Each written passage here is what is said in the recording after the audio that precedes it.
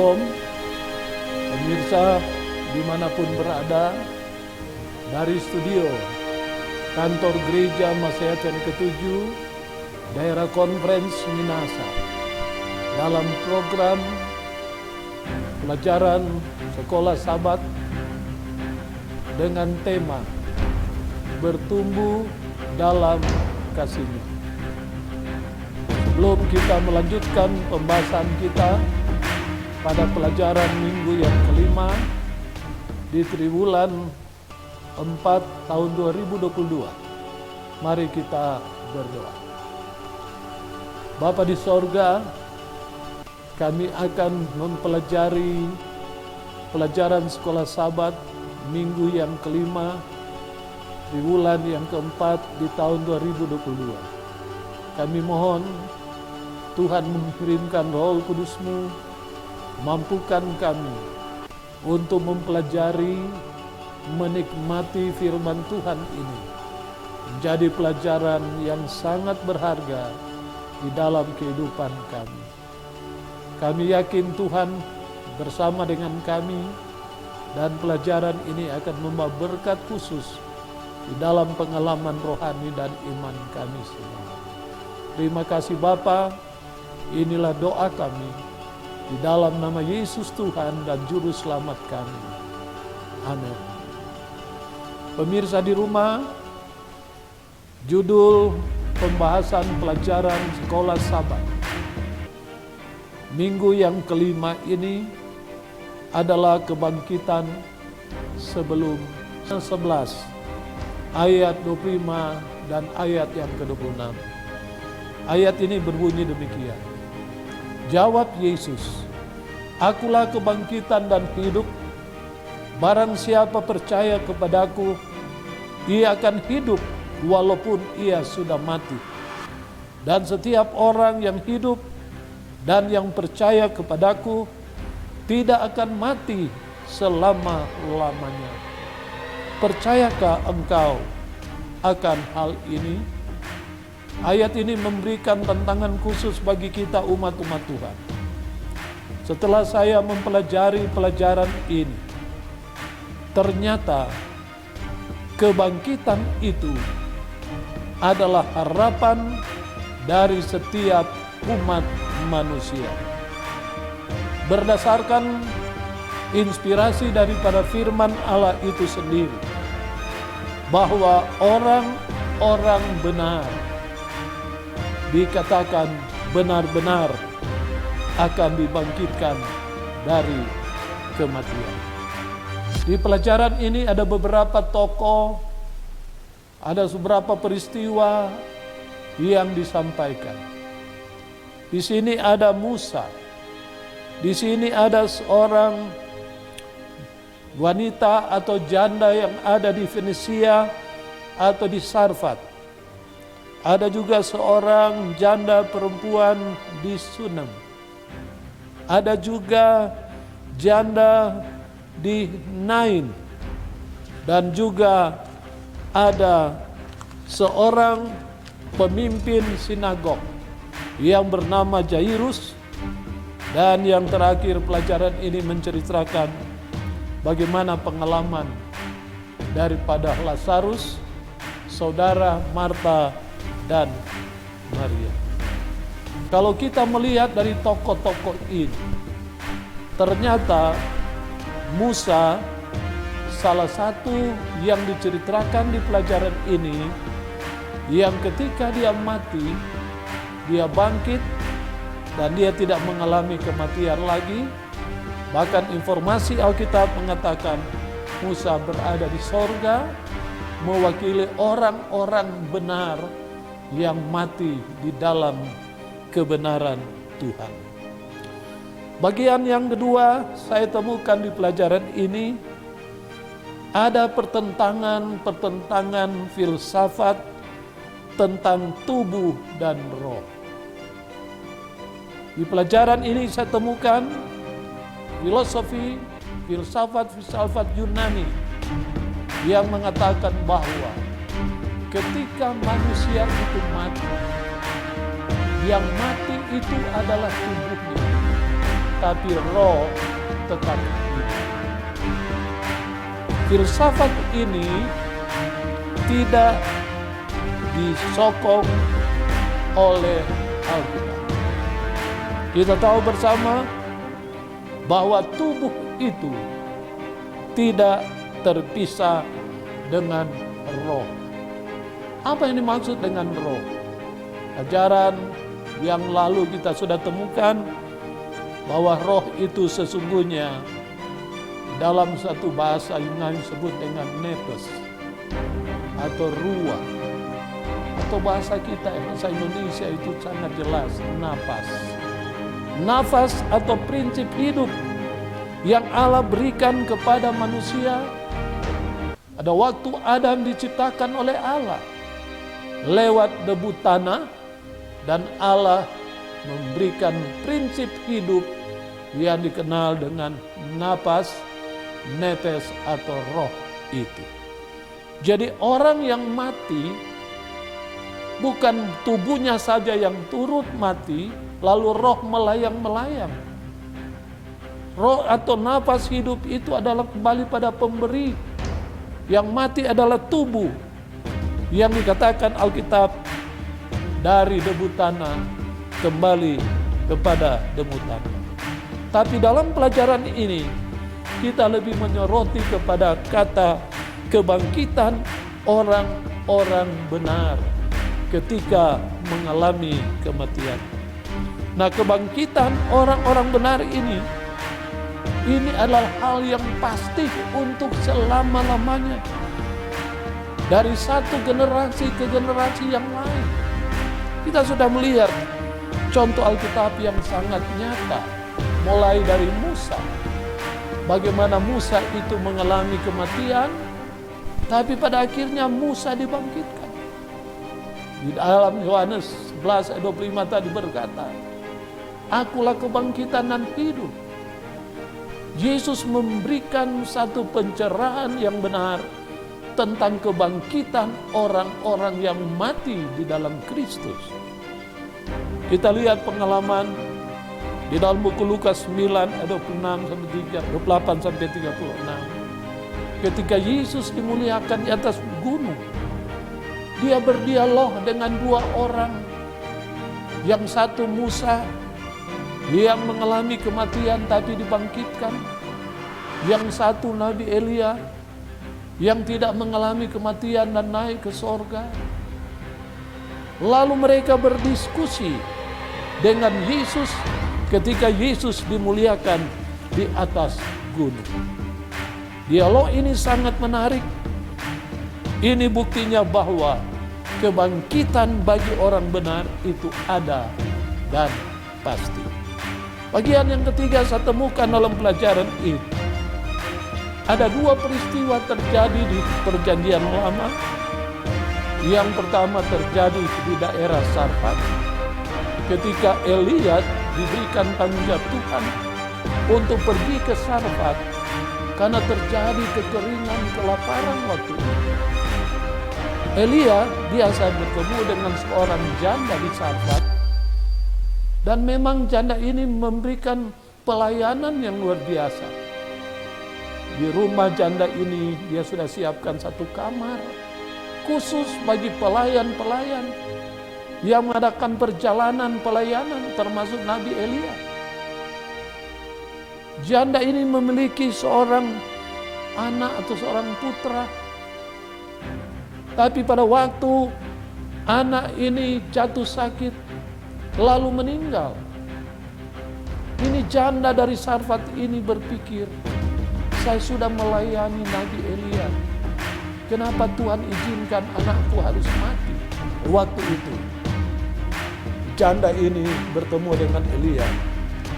Dia minta pertolongan. Dan Elia datang dalam cerita itu. Dan Elia membangkitkan anak ini. Ini membuktikan bahwa kebangkitan orang mati itu ada. Bukan cuma itu, cerita yang kedua, yaitu ketika Elisa berada di satu tempat, dia bertemu dengan wanita di Sunem. Wanita ini juga memiliki seorang anak atau putra, janda. Tapi wanita ini juga yang memberi pelayanan bagi Elisa. Tetapi pada waktu itu, anak ini juga meninggal dunia. Tapi sebelum anak ini lahir, wanita Sunem ini percaya kepada perkataan Elisa. Waktu bertemu, Elisa mengatakan, kamu akan memiliki seorang anak pada waktu itu. Wanita Sunem ini tidak memiliki anak waktu itu. Tapi ketemu dengan Nabi Elisa, dia memberikan harapan bahwa satu waktu kamu akan memiliki seorang anak sesuai dengan waktu Tuhan. Dan ternyata itu terjadi. Ketika waktunya wanita Sunem ini melahirkan seorang putra, lalu mulai dijaga, dididik dengan baik. Anak ini bertumbuh sehat. Tapi satu waktu anak ini sakit. Dan bukan cuma sakit, sampai dia meninggal. Ini wanita, janda wanita di Sunem ini berpikir, kenapa Nabi Elisa mengatakan dia memiliki anak dan dia percaya dan itu terjadi. Kenapa sekarang ini anak saya ini bisa meninggal? Waktu itu Elisa datang dan Elisa berkata kepada wanita ini, jangan menangis, jangan menangis, karena anak ini akan bangkit lagi. Kenapa terjadi demikian? Ketika dia bertemu dengan wanita ini, dia melihat iring-iringan tentang kematian anak ini, dan ibunya ini sangat terpukul sekali. Dia sangat susah dengan kehilangan anak ini. Yesus melihat situasi itu, tergerak hatinya. Walaupun tanpa diminta oleh wanita ini, Yesus berkata kepada wanita ini, jangan menangis. Dan Yesus berkata kepada anak muda itu, anak muda, bangunlah. Peristiwa itu mengatakan, anak muda itu hidup kembali. Dan Yesus menyerahkan anak ini kepada ibunya. Saudara-saudara, pelajaran yang kita temukan di sini, wanita Sunem ini tidak memohon pada Yesus untuk membangkitkan anaknya. Tapi Yesus mengetahui kebutuhan wanita ini. Dan Yesus memberi sesuai apa menjadi kebutuhan wanita ini. Seringkali orang juga seperti ini. Tanpa orang minta kepada Tuhan, tapi kalau orang dekat dengan Tuhan, Tuhan tahu kebutuhan kita. Dan apa yang tidak kita minta, Tuhan akan berikan. Seperti wanita, dia ada wanita perempuan Sunem ini. Dia tidak bermohon kepada Tuhan. Tapi Yesus hanya tergerak lewat tangisan wanita ini. Dan Yesus mengembalikan anak ini kepada wanita ini. Ada peristiwa yang lain. Seorang yang bernama Yairus. Dia adalah seorang pemimpin sinagog, seorang pemimpin gereja di zaman kita ini. Dia juga bermasalah dengan salah satu-satunya putrinya yang dia sayang. Waktu itu putrinya sakit keras.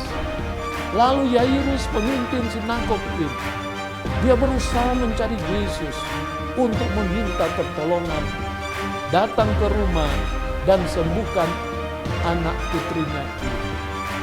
Tetapi sementara Yesus dan Yairus dalam perjalanan ke rumahnya, tiba-tiba ada berita dari keluarga, orang-orang di rumah Yairus, bahwa putri kesayangannya sudah meninggal. Betapa sedih Yairus mendengar berita ini. Dia menangis juga. Orang-orang menangis waktu itu. Pada waktu Yesus tiba di rumah di mana putri kesayangan Yairus ini sudah meninggal. Yesus melihat banyak orang yang menangis karena kematian anak ini. Tapi apalagi yang Yesus sampaikan, saya baca dan saya pelajari, Yesus katakan pada Yairus, Yairus, jangan takut, percaya saja. Luar biasa. Lalu Yesus katakan kepada Yairus bahwa anak ini hanya tidur. Pada waktu Yesus mengatakan dia hanya tidur, banyak orang tidak mengerti. Mereka berkata, dia bukan tidur, dia mati, dia meninggal. Tapi bahasa Yesus, tidur itu yang mengartikan kematian. Banyak orang tidak memahami.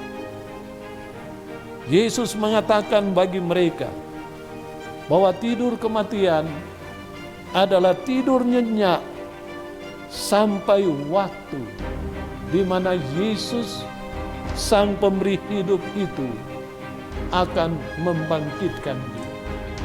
Pemirsa, saudara-saudara dimanapun berada, mungkin sering terjadi dalam rumah tangga kita, mungkin tetangga kita, mungkin jemaat kita.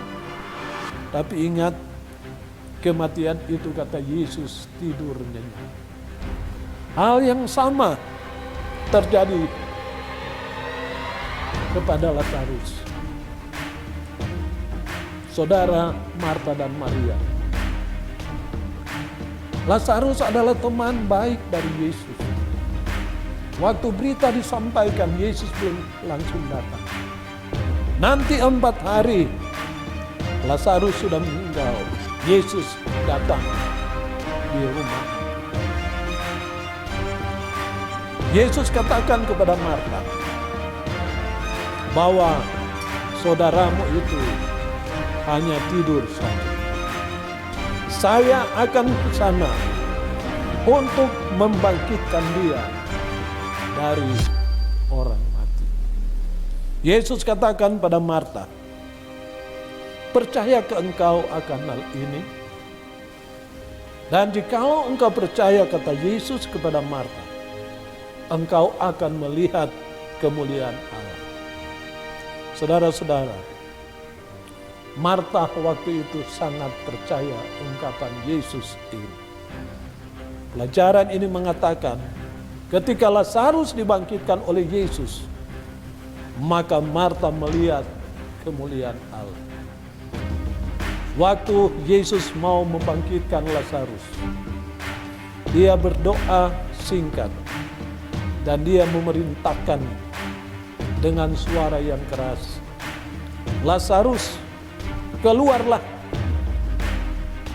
Dan Lazarus keluar dari kubur. Dengan membangkitkan Lazarus, Yesus membuktikan bahwa dia memiliki kuasa untuk mengalahkan maut.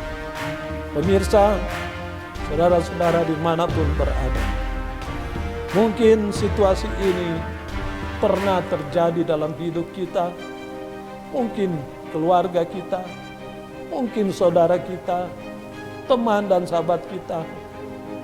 Tapi ingat pelajaran ini, kebangkitan orang benar itu pasti. Dan kuasa kebangkitan itu ada di dalam Yesus. Bagaimana caranya kita memiliki pengharapan ini? Pelajaran ini mengatakan kita harus menjadi orang benar. Kita harus jadi orang setia kepada Tuhan. Ketika orang berseru kepada Tuhan, walaupun ada kematian, Tuhan akan memberikan kuasa kebangkitan itu. Kalaupun saudara dan saya tiba waktunya untuk menerima hal ini, kalaupun kita setia, waktu Yesus datang pada kali yang kedua, dia akan berkata, bangkitlah saudara-saudaraku, kuasa maut telah dikalahkan. Inilah pengharapan yang harus kita miliki semua. Lewat pelajaran ini, saya pribadi bersyukur karena ini juga memberikan kekuatan pengharapan yang pasti bagi pemirsa semua, bahkan saya dan kita semua yang menyaksikan siaran ini. Tuhan Yesus memberkati kita semua, dan mari kita berdoa untuk menutup pelajaran ini. Bapa di sorga, terima kasih, Engkau begitu baik. Engkau memberikan waktu untuk mempelajari sekolah Sabat di pekan yang kelima, triwulan yang keempat di tahun 2022, tentang kebangkitan sesudah salib. Terima kasih karena Yesus adalah contoh agung. Yesus pernah mati dan dia juga bangkit dari kematian. Terima kasih karena ada contoh agung Musa, ketika dia mati tapi dia dibangkitkan, bahkan berada di sorga, mewakili orang-orang yang mati dalam Tuhan, akan dibangkitkan ketika Yesus datang nanti. Terima kasih Bapa, biarlah kekuatan iman kami diperkuat, harapan kami diperkuat, dan kami bertemu dengan Yesus, walaupun dalam keadaan mati atau hidup pun, kami yakin dan pastikan kami akan berjumpa dengan Sang Pemberi hidup itu, yaitu Allah atau Yesus sendiri. Terpujilah nama Tuhan, memberkati pemirsa di seluruh dimanapun siaran ini dapat diikuti, dan memberkati kami semua di dalam nama Tuhan Yesus Juru Selamat kami. Amin.